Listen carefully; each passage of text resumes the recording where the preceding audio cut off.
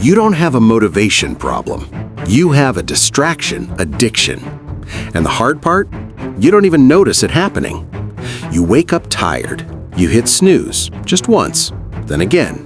You grab your phone before your feet touch the floor. 10 minutes turns into 40. You scroll TikTok, Instagram, news, texts. Dopamine before daylight. By the time you finally get up, your mind is already scattered. And you tell yourself it's normal. Everyone does it. But here's the uncomfortable truth. Your brain is being trained every single day. And it's not being trained for focus. It's being trained for escape. That's what this video is about. On this channel, Discipline Wins, I believe something simple. Motivation is unreliable, but discipline is a skill you build. And if this kind of real talk helps you, subscribe. Not for hype, for reminders. Let's get honest. Distraction feels harmless. It feels small. It feels like a break. But your mind doesn't see it that way. Every time you avoid a hard task and open an app instead, you reinforce a pattern. Every time you skip a workout because you're not feeling it, your brain learns that comfort wins. Every time you promise to eat clean and end up ordering fast food at 9 p.m., you teach yourself that your word doesn't matter. You think you're choosing relief. You're actually building identity. Most people think they lack discipline because they're lazy. That's not it. You're overstimulated. Your mind is used to constant input, quick hits, quick rewards, endless novelty. So when it's time to sit down and focus on just one thing, it feels painful, boring, restless. You try to work. After 5 minutes, you check your phone. You start a project, you open another tab. You decide to change your life. 2 weeks later, you quit. Not because you're incapable, because your brain is addicted to distraction. And addiction doesn't feel dramatic, it feels normal. I've been there. I used to think I just needed the right plan, the perfect morning routine, the perfect productivity system. I'd watch videos, read books, make new goals every Sunday night. Monday felt powerful. By Thursday, I was tired. By Sunday, I was back to scrolling. The truth hit me slowly. I didn't have a system problem. I had a self-control problem. I was avoiding discomfort in small, constant ways. Discomfort is the price of growth, and I kept dodging the bill. We avoid difficult conversations because we don't want tension. We delay starting the business idea because we don't want to look stupid. We skip workouts because we don't want soreness. We procrastinate because we don't want to feel inadequate. Distraction becomes anesthesia, but anesthesia has side effects. Mental fog, low confidence, inconsistency, quiet guilt. You start doubting yourself, not loudly, just in the background. You say you'll wake up early. You don't. You say you'll stick to your diet. You don't. You say this year will be different. It isn't. And slowly, you stop trusting your own words. That's the real damage. It's not the missed workout, it's the broken promise. Here's the shift that changed everything for me. Stop asking, how do I feel? Start asking, who am I becoming? Because every small action is a vote. When you hit snooze, you're voting for comfort. When you get up anyway, you're voting for discipline. When you scroll instead of working, you're voting for distraction. When you close the app and stay with the task, you're voting for focus. Identity isn't built in big moments, it's built in boring ones. Most people wait to feel motivated before acting, but motivation comes after action, not before. You don't feel like working out, you go anyway. Halfway through, your energy shifts. You don't feel like studying, you start anyway. 20 minutes later, you're locked in.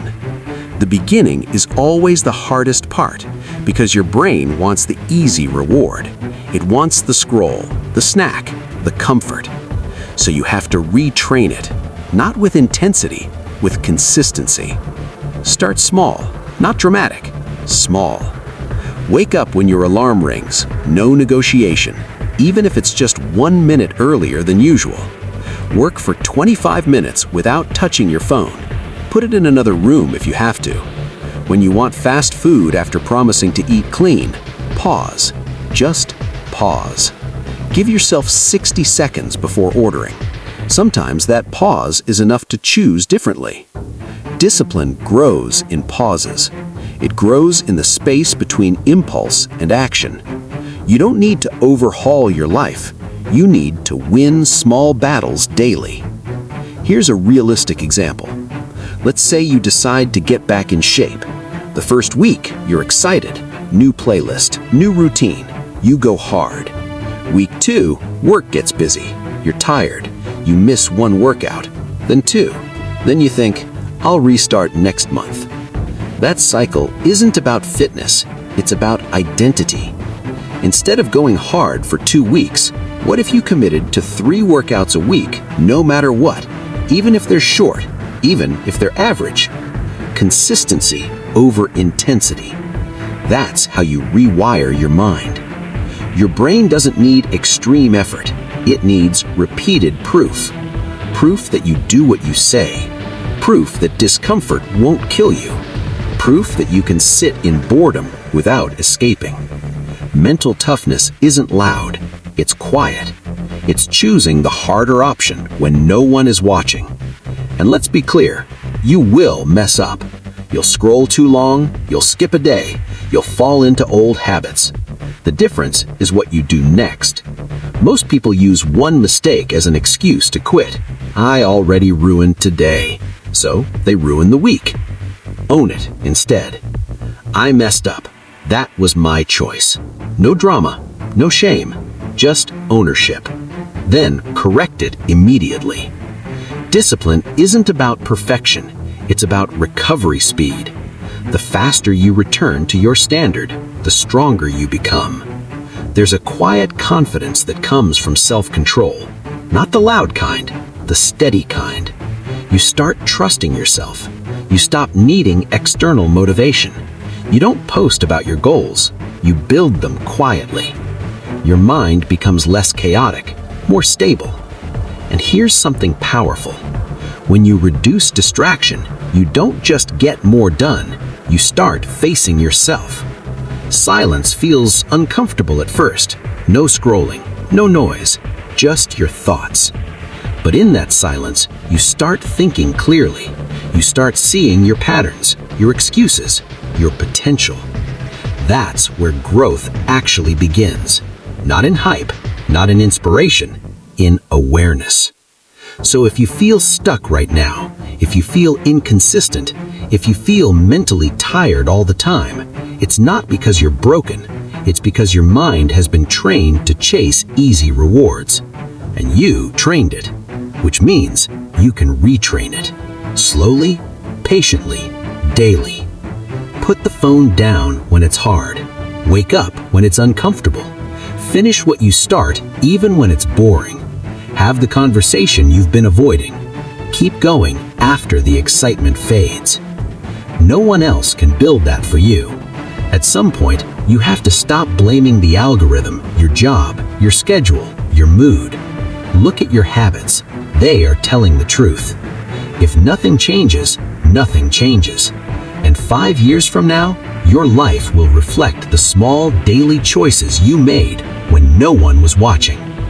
This isn't about becoming extreme. It's about becoming reliable. Reliable to yourself. Because discipline isn't a personality trait. It's a daily decision. And ownership repeated long enough quietly shapes your destiny.